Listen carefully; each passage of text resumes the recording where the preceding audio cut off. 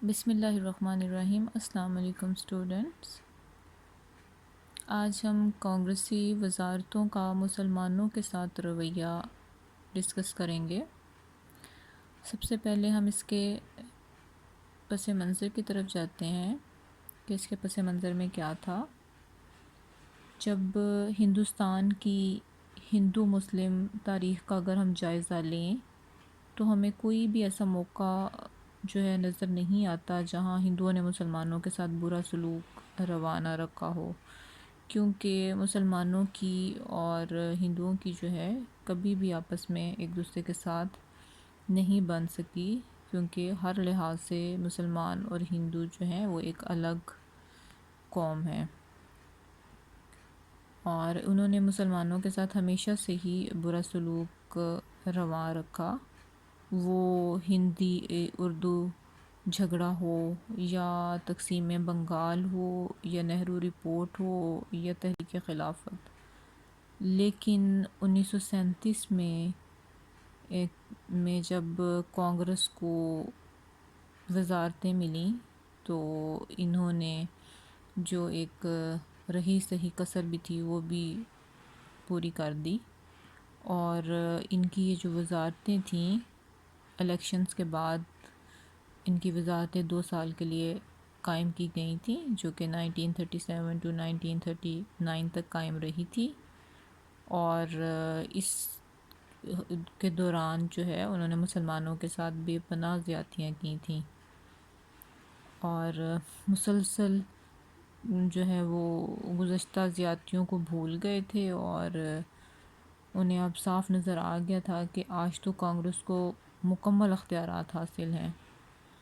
جو ہے، اور اس طرح جو ہے وہ پھر وہ مسلمانوں کے وجود کو ختم کرنے پر تل گئی تھی، اور انہیں چونکہ حکومت کرنے کا بھی موقع مل گیا تھا، اور انہوں نے جو ہے وہ جتنے ظلم وہ مسلمانوں پر ڈھا سکتے تھے انہوں نے جو ہے وہ ان پر ظلم و ستم کے پہاڑ توڑے تھے۔ اس میں سے ہم دیکھیں گے کہ انہوں نے اب مسلمانوں کے ساتھ کیا رویہ جو ہے اختیار کیا۔ ترنگا جھنڈا، جب کانگریسی دور حکومت یہ قائم ہوئی تو ہندوستان میں برطانوی یونین جیک کے ساتھ کانگریس کا جھنڈا ترنگا بھی سرکاری عمارتوں پر لہرایا جانے لگا، جو کہ ایک ان کے جو اصول تھے، جو ان کے ایک سیاسی اصول تھے، اس کے بالکل خلاف تھا کہ ان کا یہ جھنڈا لہرایا جاتا۔ اور بندے ماترم ترانہ، کانگریسی دور حکومت میں جب کوئی بھی سرکاری تقریبات ہوتی تھیں تو اس میں بندے ماترم ترانہ گایا جاتا تھا، جو کہ ان کا ایک قومی ترانہ تھا، اور یہ ترانہ مسلمانوں کے لیے جو ہے بڑا تکلیف دہ ہوتا تھا اور بہت زیادہ ان کی دل آزاری کرتا تھا، اور جس میں مسلمانوں کو جو ہے وہ غاصب اور ظالم قرار دیا گیا ہے، اور مسلمانوں کو جو ہے وہ ان کا جو ہے ترانہ پڑھنے پر مجبور کیا جاتا تھا، ان کو کہا جاتا تھا کہ ہمارا ہی جو ہے وہ یہ ترانہ پڑھا جائے۔ اس کے بعد سرکاری ملازمتوں سے برطرفی، کانگریسی دور حکومت میں مسلمانوں کے ساتھ بہت زیادہ زیادتیاں کی گئیں اور ان کو سرکاری ملازمتوں سے برطرف کر دیا گیا، صرف یہ کہہ کر کہ وہ جو ہیں وہ اس جاب کے لیے نااہل ہیں، اور باقی جو جتنی بھی نئی سرکاری ملازمتیں آتی تھیں اس میں بھی ان کو یہی کہا جاتا تھا کہ وہ اس جاب کے لیے جو ہے وہ نااہل قرار دیا گیا ہے انہیں۔ اس کے بعد ذبیحہ گاؤں کی ممانعت، کانگریس کو جب اقتدار ملا تو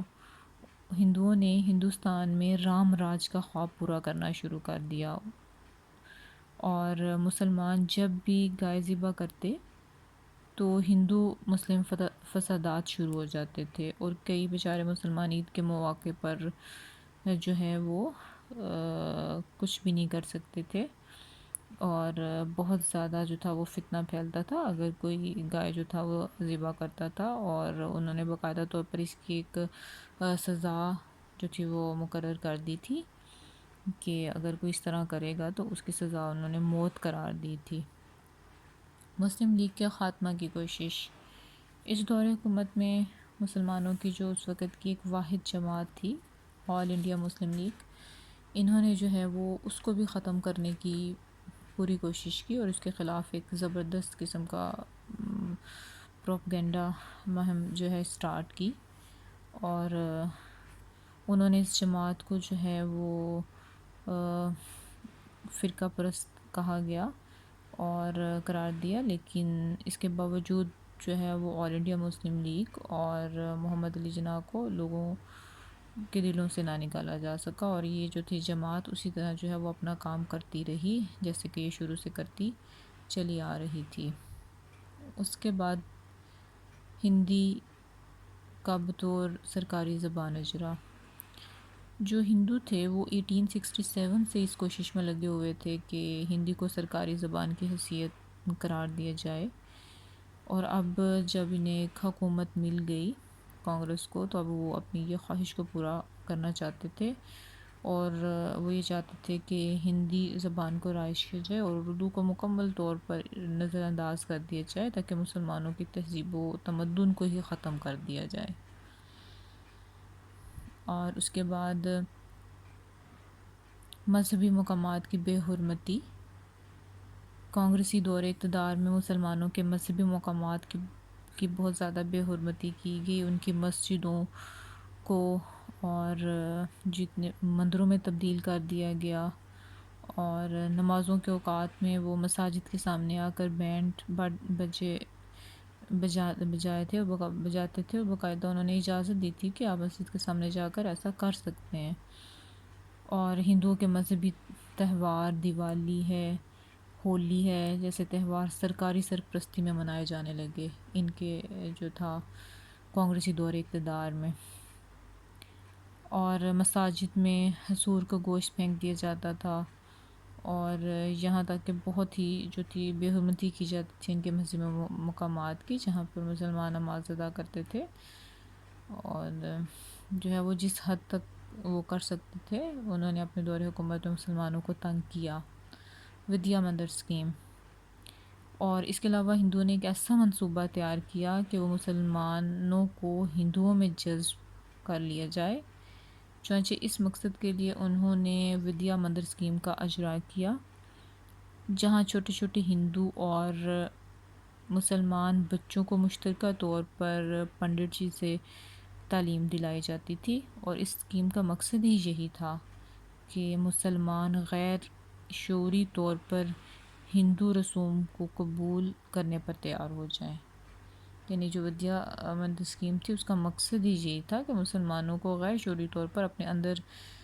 جو ہے وہ جذب کیا جائے۔ مقروض مسلمانوں کی جائیدادوں کا ہتھیانہ اور تباہی اور بربادی، اس دور حکومت میں جتنے بھی ہندو ساہوکار تھے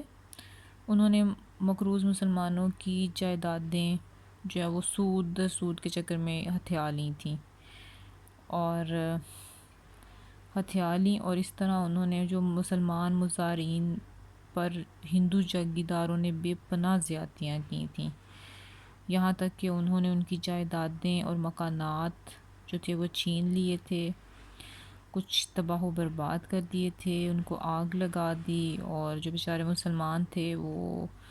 آسمان تلے زندگی گزارنے پر مجبور ہو جاتے تھے، کسانوں کی انہوں نے فصلیں تباہ و برباد کر دیں،